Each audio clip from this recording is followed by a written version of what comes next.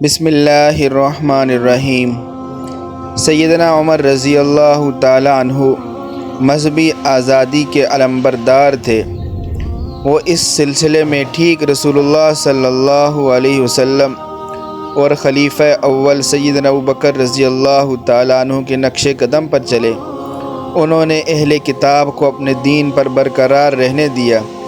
ان سے جزیہ وصول کیا اور ان کے عبادت خانوں سے متعلق ایک نظام وضع کیا۔ سیدنا عمر رضی اللہ تعالیٰ عنہ سے اہل شام کے نصارہ نے جو شرائط طے کی تھی، ان میں سے چند یہ ہیں کہ ہم اپنے شہر میں اور اس کے ارد گرد نہ تو راہبوں کے رہنے کے لیے کوئی نیا گھر بنائیں گے اور نہ ہی ان کے لیے کوئی کوٹھری وغیرہ بنائیں گے، اسی طرح نہ ہی کوئی نیا گرجا گھر تعمیر کریں گے اور نہ ہی کھنڈرات کی از سر نو تعمیر کریں گے۔ ہم نہ تو اپنے گرجا گھروں پر صلیب ظاہر کریں گے اور نہ ہی اپنی صلیبیں اور اپنی کتابیں مسلمانوں کے راستوں اور ان کے بازاروں میں ظاہر کریں گے، اور ہم اپنے گرجا گھروں میں ناقوس آہستہ آواز میں بجائیں گے اور اپنی کتاب کی قرأت اپنے گرجا گھروں میں بھی مسلمانوں کی موجودگی کے وقت آہستہ آواز میں کریں گے۔ سیدنا عمر رضی اللہ تعالیٰ عنہ نے ذمیوں کو اپنے مذہبی شعائر کے اظہار کی محدود سطح پر اجازت دے رکھی تھی۔ آپ ہمیشہ ان کے لیے نرم گوشہ اختیار فرماتے، جیسا کہ سیدنا عبداللہ بن عمر رضی اللہ تعالیٰ عنہ بیان کرتے ہیں کہ سیدنا عمر بن خطاب رضی اللہ تعالیٰ عنہ نے جزیرہ عرب سے یہودیوں، نصرانی اور مجوسیوں کو نکال دیا تھا اور انہیں صرف 3 راتوں تک مدینہ میں رہنے کی اجازت فرمائی تھی تاکہ وہ مدینہ میں اپنا سامان بیچ سکیں۔ 3 راتوں کے بعد وہ کسی بھی یہودی، نصرانی اور مجوسی کو مدینہ میں نہیں ٹھہرنے دیتے تھے اور فرماتے تھے کہ جزیرہ عرب میں 2 دین اکٹھے نہیں ہو سکتے۔ اس واقعے سے معلوم ہوا کہ یہودیوں، نصرانیوں اور مجوسیوں کی بدعمالیوں، مسلمانوں کے ساتھ دھوکہ اور فریب کے باوجود بھی سیدنا عمر رضی اللہ تعالیٰ عنہ نے ان پر شفقت کرتے ہوئے انہیں یہ اجازت دے رکھی تھی کہ وہ اپنا سامان تجارت لا کر جزیرہ عرب میں 3 راتوں تک بیچ کر اپنے بیوی بچوں کا پیٹ پال سکتے ہیں اور اپنی معیشت کو برقرار رکھ سکتے ہیں، لیکن ان لوگوں نے فطرت ہی میں مسلمانوں کے ساتھ دھوکہ دہی، بے گناہ قتل کرنا اور ہر ممکن طریقے سے انہیں نقصان پہنچانا اور ان کے خلاف گھناؤنی سازشیں کرنا شامل تھا۔ ان کی اس خصلت بد کی وجہ سے انہیں سیدنا عمر رضی اللہ تعالیٰ عنہ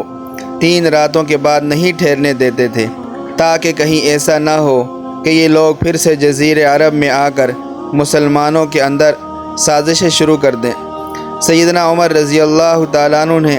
نجران کے نصرانیوں اور خیبر کے یہودیوں کو عرب کے مرکز سے عراق اور شام کی طرف نقل مکانی کرنے کا حکم جاری فرمایا۔ آپ رضی اللہ تعالیٰ عنہ کو ان اقدام کی ضرورت اس لیے محسوس ہوئی، انہوں نے ان معاہدوں اور شرائطوں کو توڑ دیا تھا جو انہوں نے رسول اللہ صلی اللہ علیہ وسلم سے کیے تھے۔ اس وقت ان لوگوں کے علاقے اور گھر سازش اور ہیلہ سازی کے مراکز بن چکے تھے اور ضروری ہو گیا تھا کہ اس قسم کے شیطانی قلعوں کو نیست و نابود کیا جائے اور ان کی طاقت کو ختم کیا جائے۔ تو اس سب کے باوجود سیدنا عمر رضی اللہ تعالیٰ عنہ نے انہیں عراق اور شام کی طرف چلے جانے کا حکم دیا، انہیں قتل نہیں کیا۔ سیدنا عبداللہ بن عمر رضی اللہ تعالیٰ عنہ بیان کرتے ہیں، جب خیبر والوں نے عبداللہ بن عمر رضی اللہ تعالیٰ عنہ کے ہاتھ پاؤں توڑ ڈالے تو سیدنا عمر رضی اللہ تعالیٰ عنہ خطبہ دینے کے لیے کھڑے ہوئے اور فرمایا کہ رسول اللہ صلی اللہ علیہ وسلم نے جب خیبر کے یہودیوں سے ان کی جائیداد کا معاملہ طے کیا تھا تو آپ صلی اللہ علیہ وسلم نے فرمایا تھا، جب تک اللہ تمہیں قائم رکھے ہم بھی تمہیں قائم رکھیں گے۔ واقعہ یہ ہے کہ عبداللہ بن عمر رضی اللہ تعالیٰ عنہ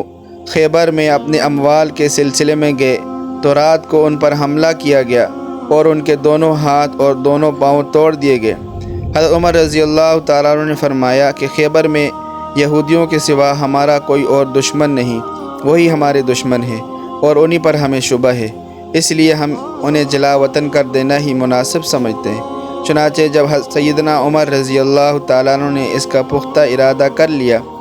تو بنو ابی حقیق یہودی خاندان کا ایک شخص آیا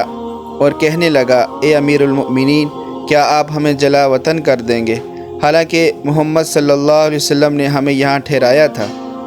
اور خیبر کے اموال پر ہم سے صلح فرمائی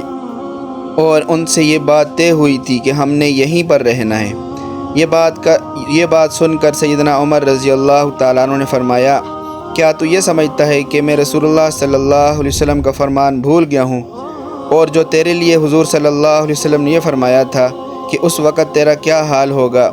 جب تجھے خیبر سے نکالا جائے گا اور راتوں رات تجھے تیری اونٹنی بھگا لے جائے گی؟ اس نے کہا، یہ تو ابو القاسم نے محض مذاق کے طور پر فرمایا تھا۔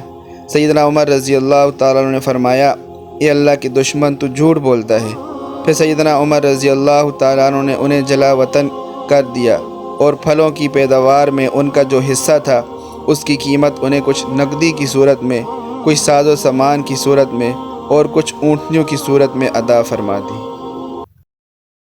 تبارك الذي نزل الفرقان على عبده ليكون للعالمين نذيرا